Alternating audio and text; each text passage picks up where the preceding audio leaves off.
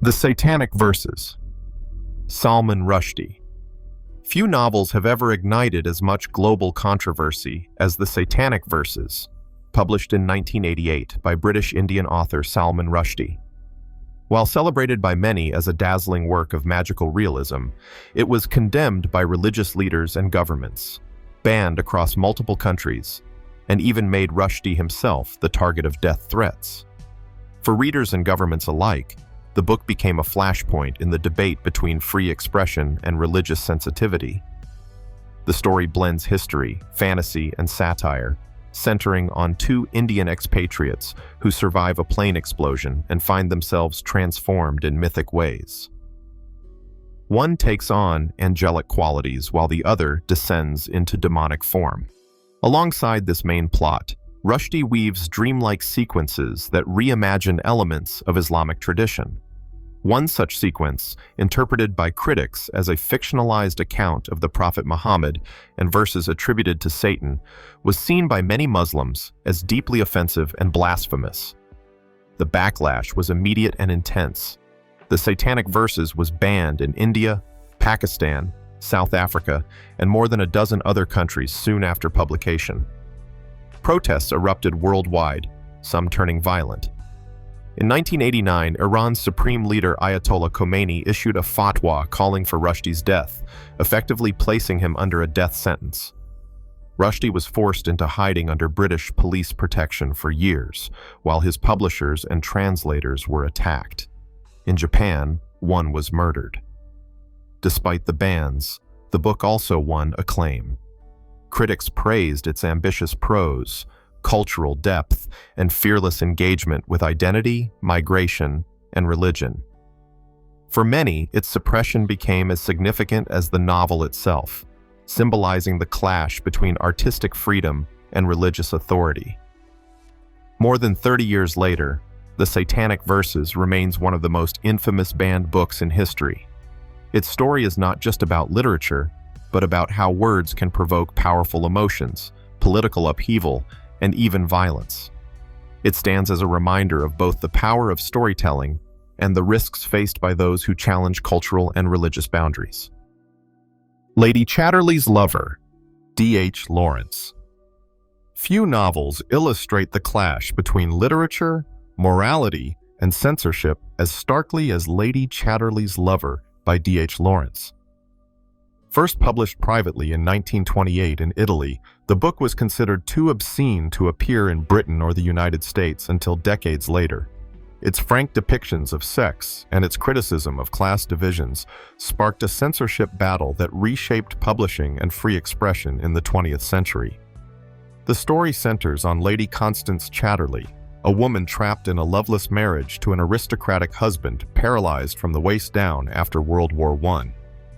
Lonely and emotionally stifled, she begins an affair with Oliver Mellors, the estate's gamekeeper. The novel's central scandal lay not simply in the sexual relationship, but in Lawrence's explicit descriptions of intimacy, written in language that was shocking for the time. It also challenged social hierarchies by presenting a relationship that crossed rigid class boundaries. Governments and publishers quickly moved to suppress it. The book was banned in Britain, the United States, and several other countries for decades. Copies were seized, and only heavily expurgated versions circulated. For critics of censorship, it became a symbol of the fight for literary freedom. The turning point came in 1960 when Penguin Books attempted to publish an unabridged edition in the United Kingdom. This led to a landmark obscenity trial under the new Obscene Publications Act. Prosecutors argued that the book's sexual language made it corrupting and immoral, while the defense called expert witnesses who testified to its literary value and serious intent. In a dramatic victory for free expression, Penguin won, and the book was published openly for the first time in Britain. The trial transformed cultural history. It set a precedent that literature could include explicit content if it had artistic merit, paving the way for more open discussions of sexuality in print. Lady Chatterley's Lover is now recognized as a classic of modern English literature, but its path from banned obscenity to celebrated masterpiece illustrates the enduring tension between art, morality, and censorship. Ulysses, James Joyce. James Joyce's Ulysses, first published in 1922, is now regarded as one of the greatest novels ever written, but for decades it was also one of the most banned. Its stream of consciousness style, frank depictions of sexuality, and unflinching portrayal of everyday life provoked outrage, making it the centerpiece of one of the most famous censorship battles in literary history. The novel reimagines Homer's Odyssey in a single day, June 16, 1904, in Dublin, following characters Leopold Bloom, Stephen Dedalus, and Molly Bloom. What shocked censors was not the structure, but the language. Joyce depicted thoughts and desires with unprecedented honesty, including masturbation, adultery, and bodily functions. For early 20th century audiences, it was scandalous. In 1921, excerpts of Ulysses appeared in the American magazine The Little Review. They included the Nausicaa episode, in which Bloom watches a young woman and experiences sexual release. U.S. postal inspectors deemed the material obscene, leading to the editor's prosecution and conviction. As a result, Ulysses was banned in the United States and the United Kingdom, forcing Joyce to rely on European publishers. Copies were smuggled into English-speaking countries, often seized at customs. The turning point came in 1933, when Random House deliberately imported a copy and initiated a legal challenge in the U.S. federal court. Judge John M. Woolsey ruled that Ulysses was not pornographic, but a serious work of art. His decision lifted the ban, opening the door for full publication in the United States. The UK soon followed. Today, Ulysses is hailed as a cornerstone of modernist literature. Yet its early censorship underscores how even masterpieces can be branded obscene when they break cultural taboos. For soldiers of free expression, the victory of Ulysses was not just a triumph for Joyce, but for literature itself, proving that artistic innovation deserved protection even when it shocked the establishment. Lolita, Vladimir Nabokov. When Vladimir Nabokov published Lolita in 1955, he knew the novel would provoke outrage, and it did. Today, it is often listed among the greatest novels of the 20th century, but at the time, its controversial subject matter led to widespread bans, moral panic, and a firestorm of debate about the limits of literature. The novel tells the story of Humbert Humbert, a middle-aged man, Dolores Hayes, whom he nicknames Lolita. Humbert narrates the story with charm, wit, and self-justification, forcing readers into the disturbing position of seeing events through the eyes of an unreliable narrator. Nabokov's prose dazzled critics, but the content horrified censors. Initial reactions were swift and severe. Lolita was rejected by several major publishers, and when it was first printed in Paris by Olympia Press, it was banned almost immediately in France, England, Argentina, and New Zealand for obscenity. Customs officials seized copies, and critics branded it unfit. For a time, it seemed destined to remain underground. Yet Nabokov insisted the book was not unfit, but an exploration of obsession, manipulation, and the dark corners of human psychology. In 1958, an American publisher released it in the United States, where it became a bestseller despite ongoing challenges. The controversy fueled its fame, with critics divided between condemning its immorality and praising its artistry. Over time, Lolita transformed from scandal to classic. Its reputation shifted as scholars highlighted Nabokov's linguistic brilliance and use of unreliable narration to expose, rather than glamorize, Humbert's predation.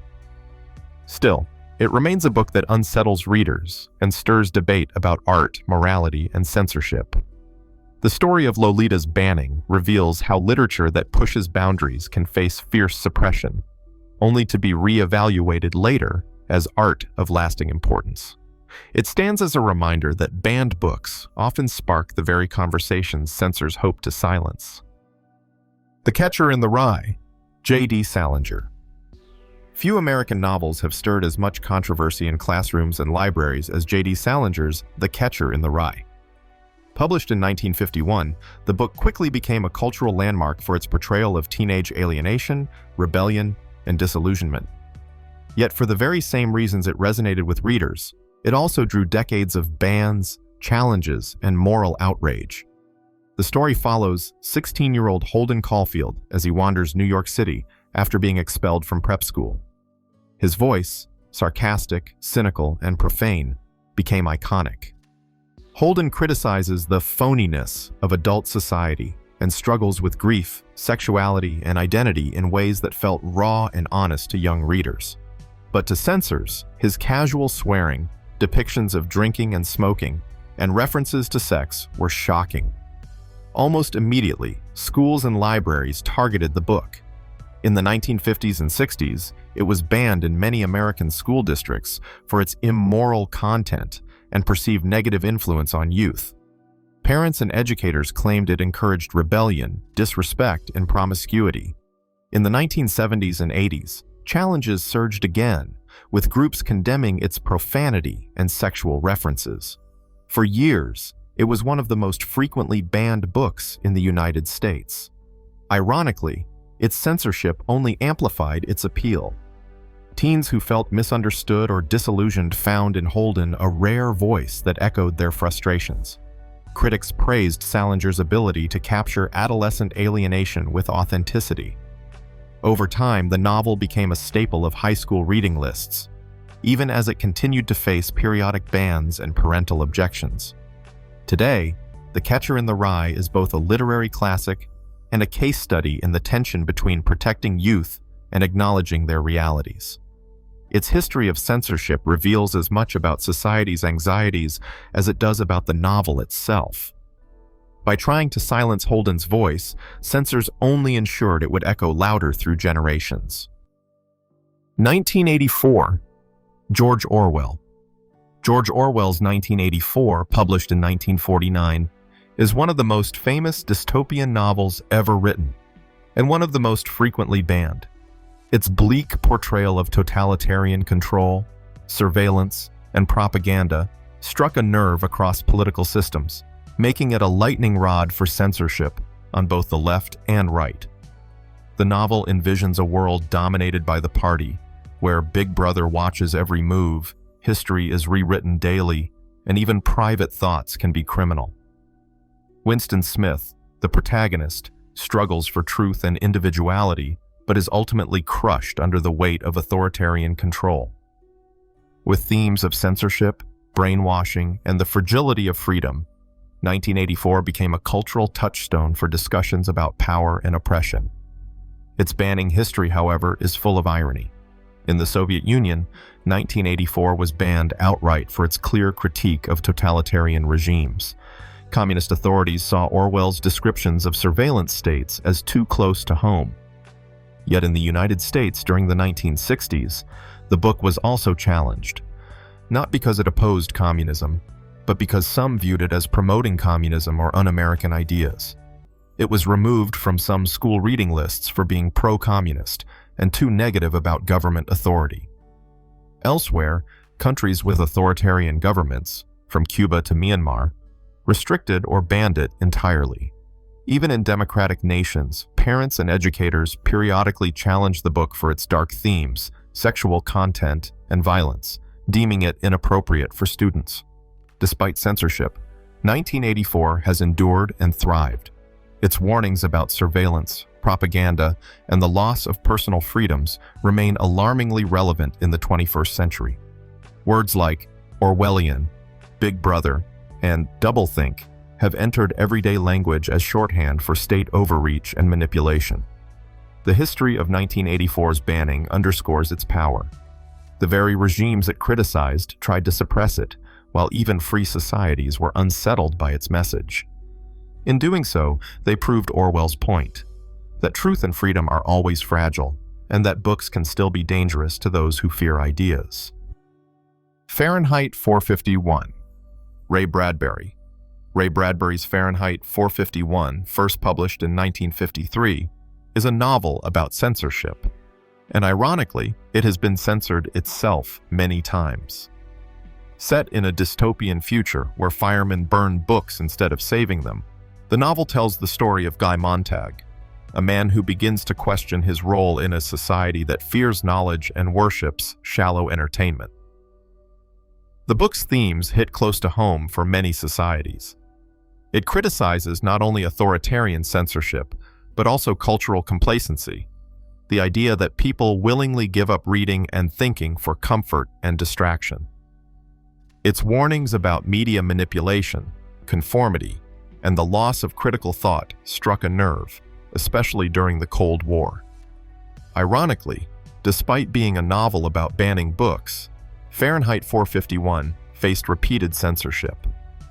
In the 1960s and 70s, some schools in the United States challenged or removed it because of offensive language and depictions of drug use, violence, and rebellious ideas.